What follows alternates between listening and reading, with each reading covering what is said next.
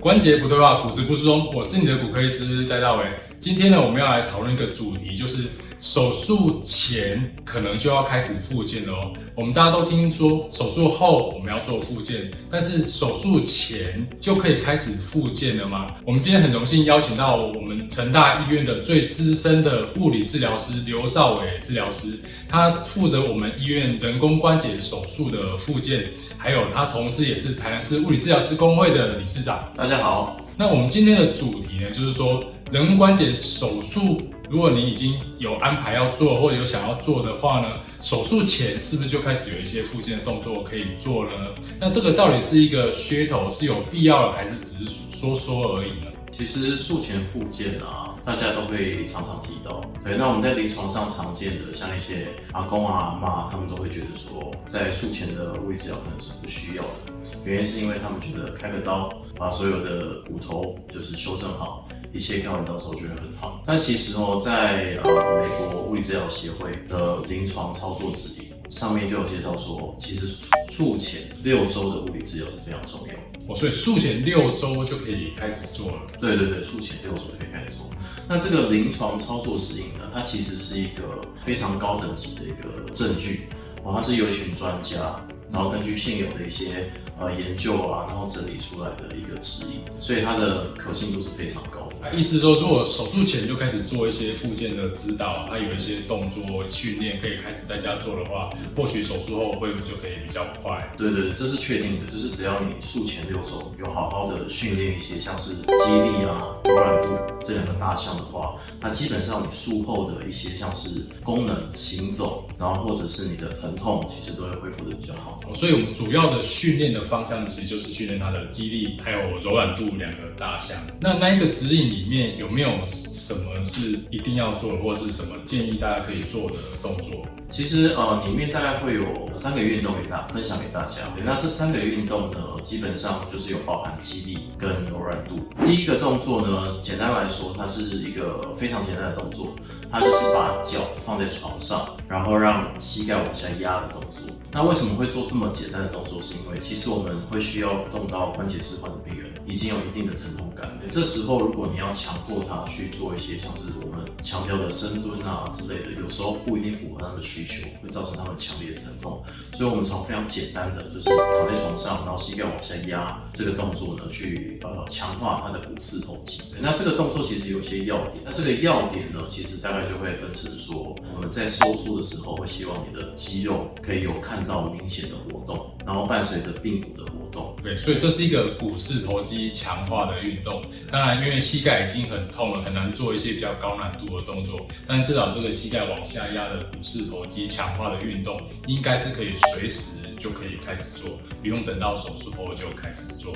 对，没错。那这个动作其实是非常适合各种情况的病人都是。那第2个动作呢，其实是一个俗称金鸡独立的动作。金鸡独立，对，金鸡独立，对，那其实就是单脚站，听起来很简单，但其实单脚站的训练在很多的疾病上面都会应用。那针对我们这个膝关节置换的病人呢，他在术前训练主要大概有几个项目。第一个是他可以训练他的髋关节，也可以训练他的膝关节。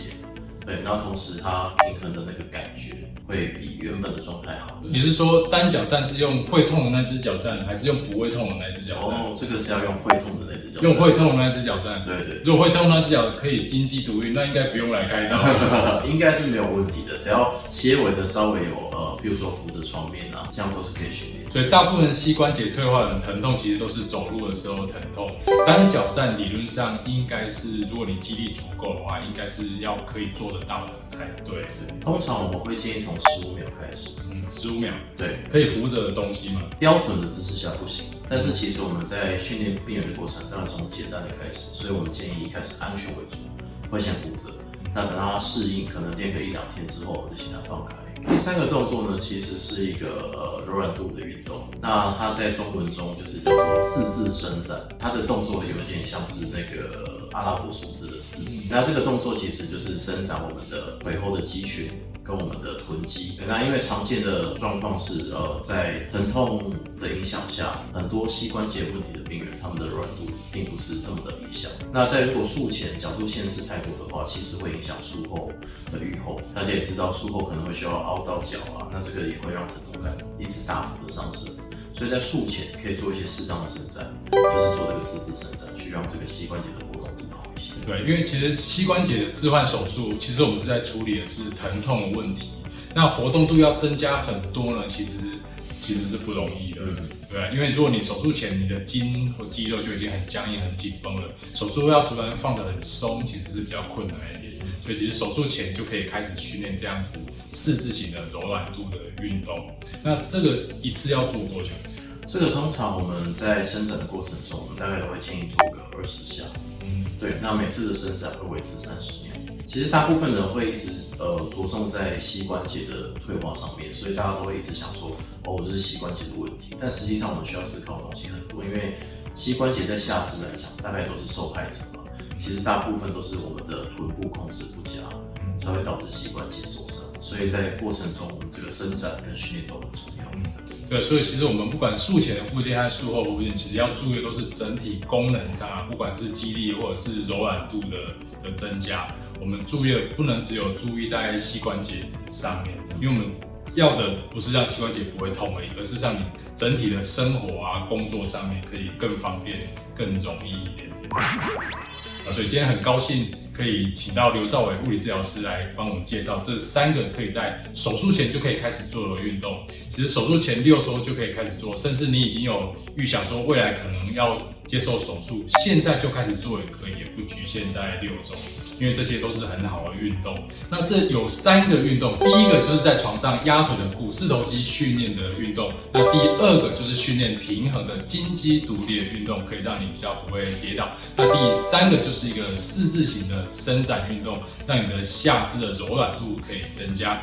那一个手术的成功呢，可以让你的膝关节从会痛到不会痛到很好行走。其实这个不是只有手术医师一个人的功劳，其实背后都是一整个团队努力才能达到这样很好的结果。所以其实复健上面或是物理治疗上面，不管是手术前或手术后都是非常重要。